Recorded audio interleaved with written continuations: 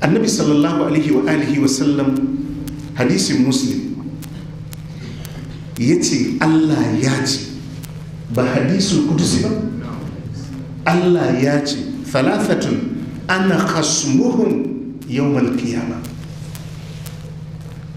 Annabi sallallahu alaihi wa alihi wa sallam ya ce Allah ya ce akwai waɗansu mutane guda uku, Allah ya ce ni zan yi rigima da su ranar alkiyama.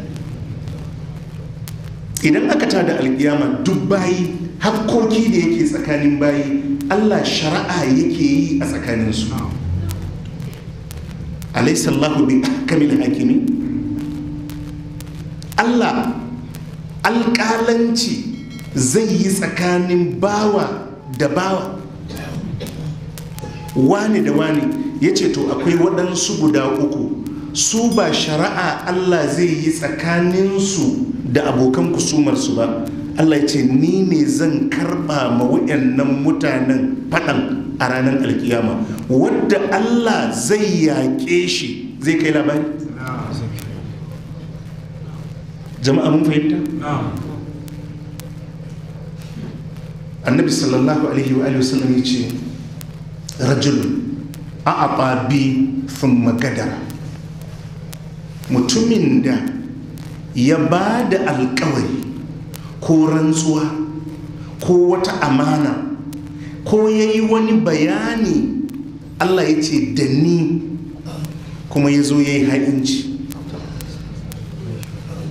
Jama'a mun fahimta? Ka zo ka yi rantsuwa da Allah, sai a kalli girman rantsuwan tun da Allah ka rantsi, sai ka zo ka ci amana. Yanzu duk shugabannin nan da kake gani ba da alkur'ani suke rantsuwa cewa da su ba wa al'umma hakkokinsu, da su yi adalci, za su yi kaza, da su yi kaza.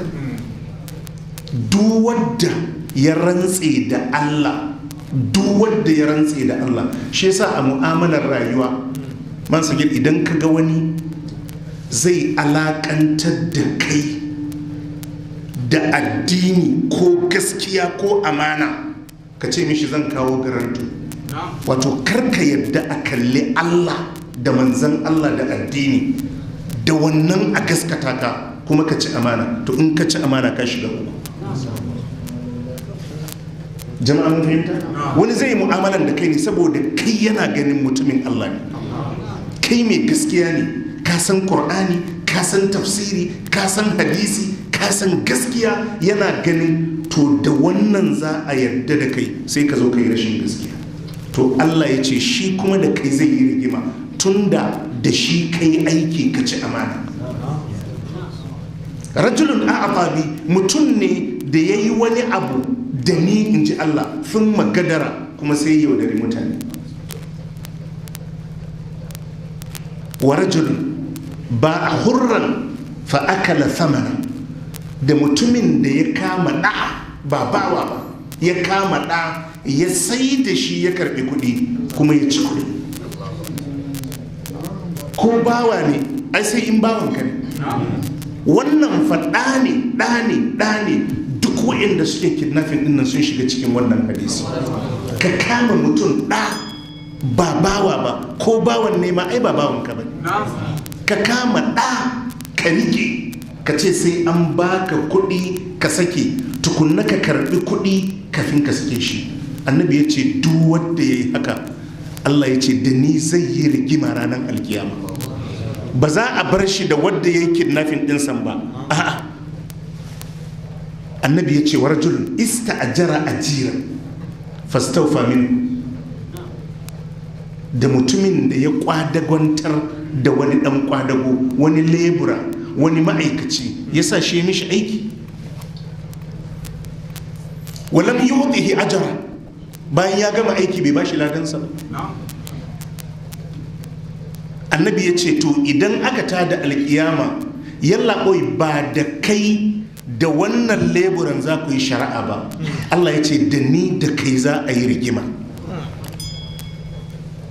Ista'jara ajiran fastawfa min, ka sa mutum ya tona maka sakawai ya gama, sai ya gama ka ce mishi je dawo gobe da yamma. Wannan gumin da kaga yana zuban, alhaji bai zai barka ka zauna lafiya ba. kamar yadda muka faɗa, wani ma shadda zai kwashi, wani tonon condition zai yi, wani da tsufansa ya gama, sai ka samu an yi wata ba a biya shi ba.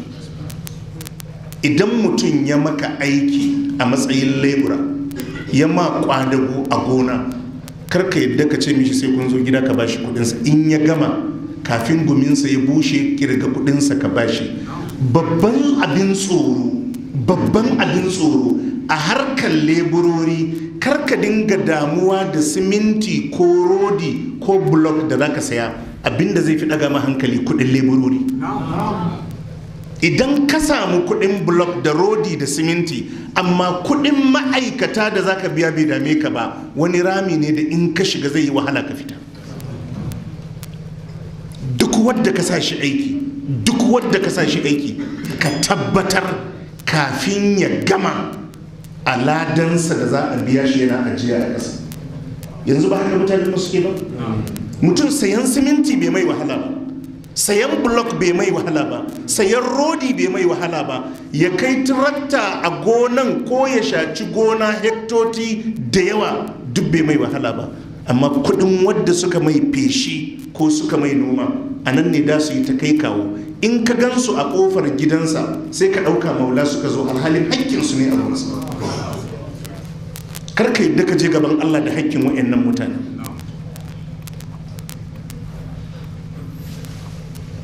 To tanadi domin ranar alkiyama yana alaƙa da ayyukan alkhairi da kuma kame hannunka daga aikata miyagun ayyuka da za su zama ka fallasa a ranar alkiyama. Jama'a mun fahimta? Allah ya samu dace.